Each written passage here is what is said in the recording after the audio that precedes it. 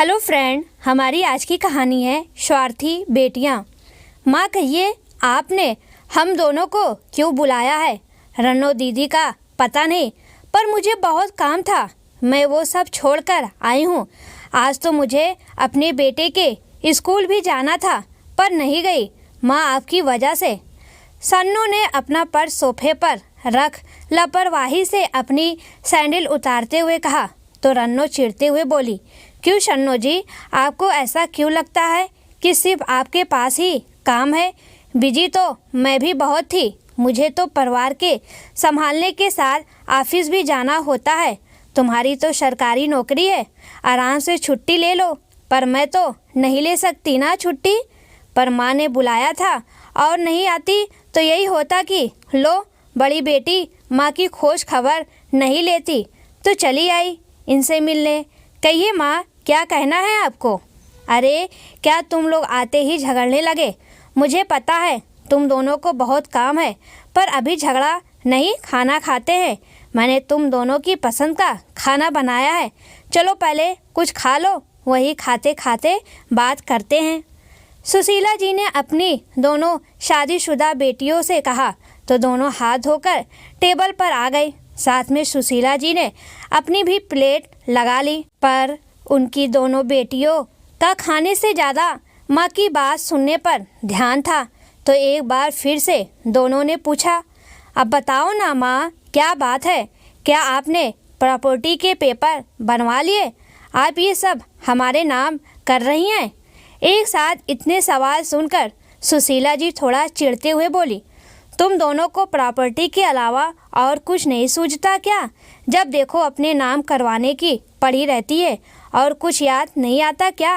कभी बिना वजह अपनी माँ से मिलने आ जाया करो, या कभी यूं ही बिना वजह हमारे हाल चाल पूछ लो। पर नहीं, बस दोनों को प्रॉपर्टी दे दो। हाँ तो क्या हुआ माँ, हमारा कोई भाई तो है नहीं जो ये सब लेगा।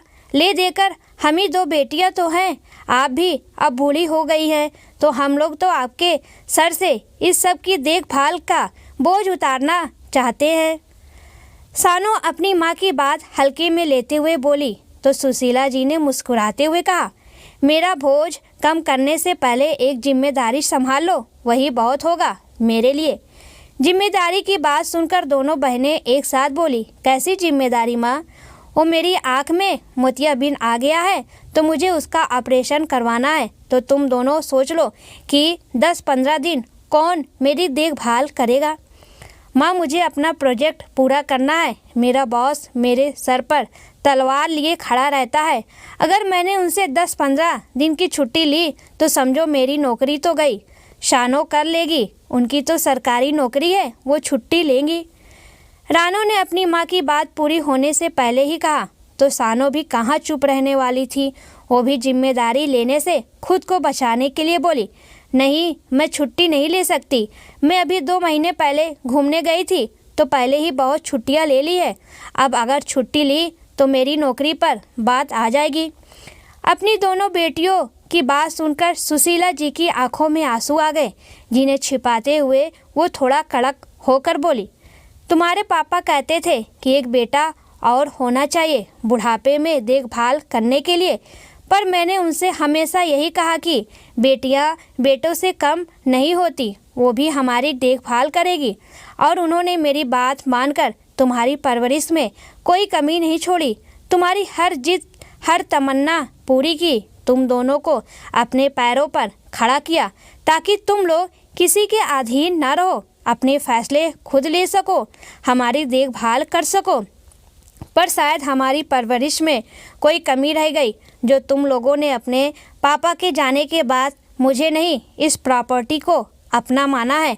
तुम लोग अभी जब मेरी 10-15 दिन देखभाल नहीं कर सकती, तो भगवान न करे अगर मैं बिल्कुल असत हो गई तो तुम लोग तो रुपया पैसा लेकर मुझे सड़क पर छोड़ दोगे। इसलिए आज मैंने एक फैसला लिया है, जब तक मैं जीवित रहूंगी हमारे घर की नौकरानी लक्ष्मी मेरी देखभाल करेगी।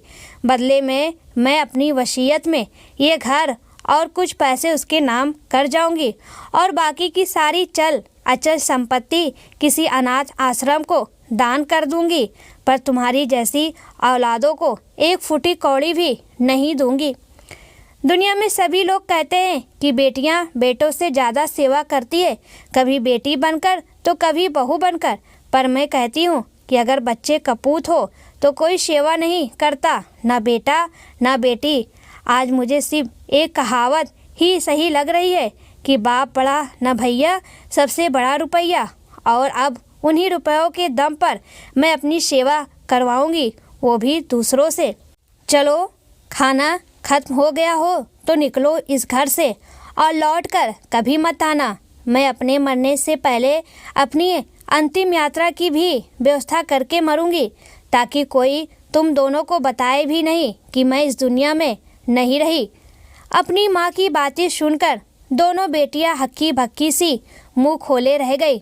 उन्हें तो अंदाज़ा भी नहीं था कि हमेशा माँ की सेवा न करने के लिए उनके बहाने आज उन्हें इतने भारी पड़ेंगे। पर अब वो कर ही क्या सकती थी, इसलिए दोनों चुपचाप हारी जुआरी सी अपनी माँ के घर से निकल गई। दोस्तों, हम हमेशा कहते हैं कि बेटों से बेटियाँ ज़्यादा अच्छी होती हैं, होती भी होंगी, पर अगर किसी को सेवा नहीं करनी, अपने माँ बाप की इज्जत नहीं करनी, तो वो नहीं करेंगे, फिर चाहे वो बेटी हो या बेटा। इसलिए बेटा बेटी के फेर में ना पड़े, दोनों को अच्छे संस्कार दे, ताकि वो वक्त पड़ने पर आपकी चिंता करे, आपकी प्रॉपर्टी पर नज़र ना रखे।